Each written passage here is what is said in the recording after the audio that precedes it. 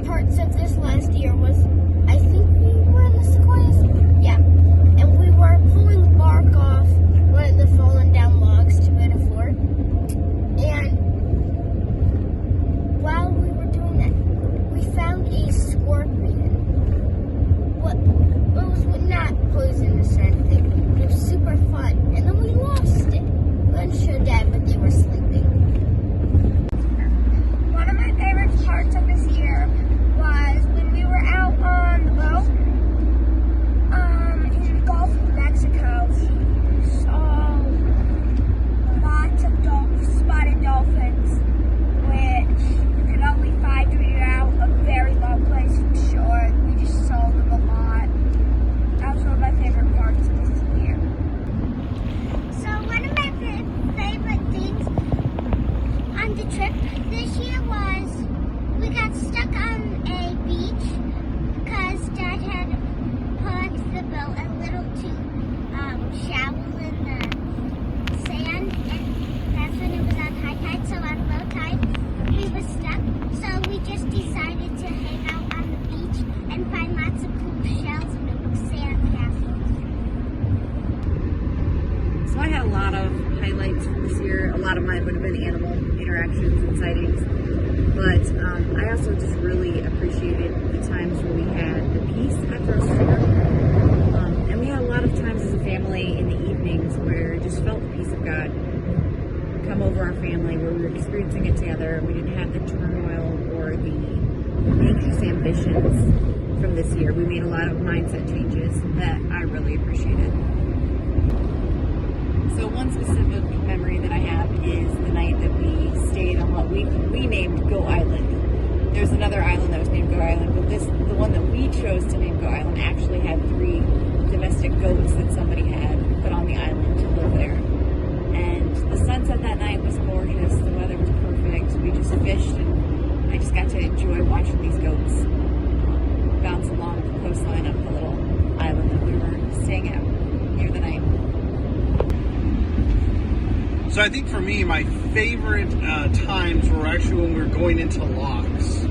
It was kind of had this feel of like high intensity, and yet at the same time, it was pretty safe, you know? But what I really enjoyed was like everyone had a job.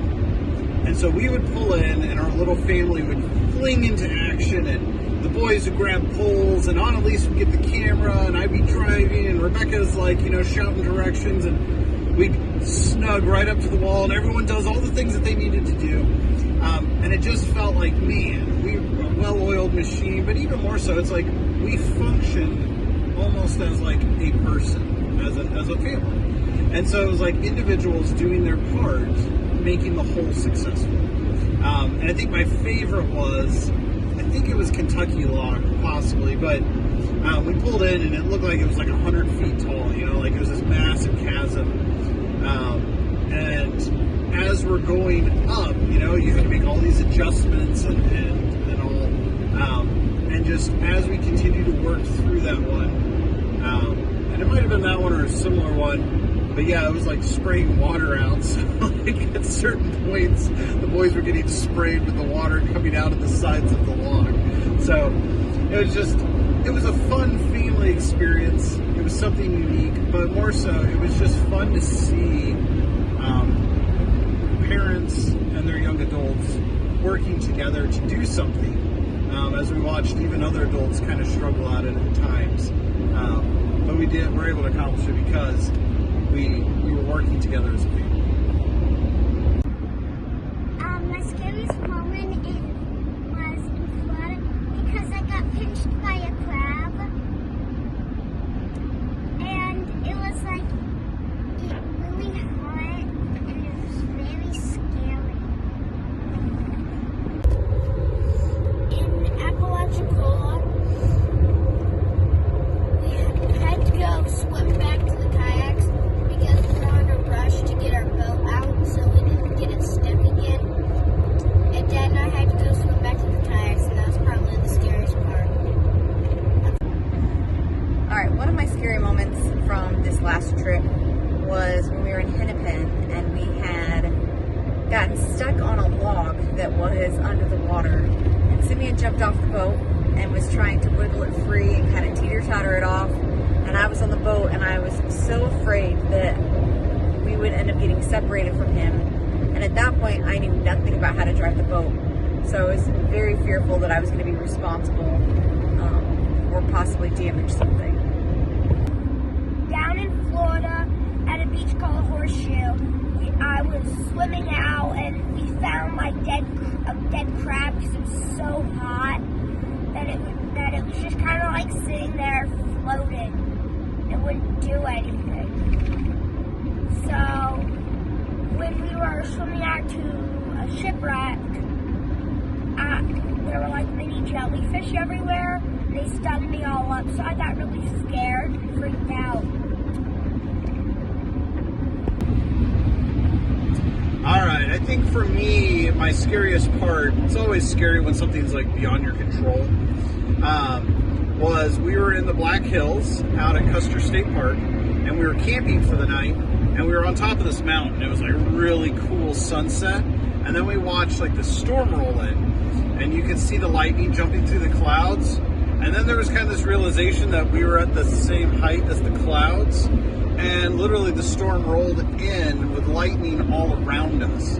So we were laying in the tent, and thankfully like the kids were asleep and all this other stuff, and suddenly like something was like pawing at the side of the tent.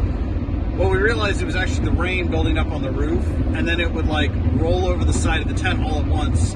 But as it ran down the side of the tent, the static electricity in the air, you could see the water run down the side of the tent, like it would glow. And so we were like, at first we were all freaked out because we thought, oh, there's an animal trying to get in. It's like, oh no, it's actually the water. And then as we see it glowing, we're like, oh man, that's even worse than if a bear was trying to get in the tent because it's lightning, or at least the static electricity. And so pretty much we all laid as flat as we could on the ground inside this tent. And we were watching like the static charges run down the side of the tent. And at one point, there was actually this purple orb that like floated through the top of the tent and kind of squiggled its way, danced its way across the roof of the tent, and then disappeared, which I can only imagine, again, was some sort of like ball of plasma from the lightning.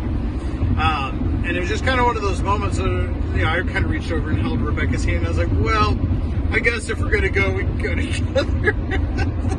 But it was one of those ones where you just had to give it over to God, because it's like, what am I going to do? If I get up and try to run down to the car, I'm going to probably get hit by lightning. Like, laying inside the tent was probably our safest place. So it was always hard on the trip when there were moments where it's like things were beyond your control, and yet you're responsible for all these people. All right, what 5 items would you take if you were tent camping out west again? Dirty diapers for the That's one. Okay, bear sunscreen. Bear spray, great.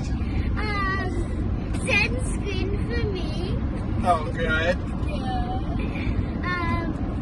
A sleeping bag and pillow, which has a chicken in it.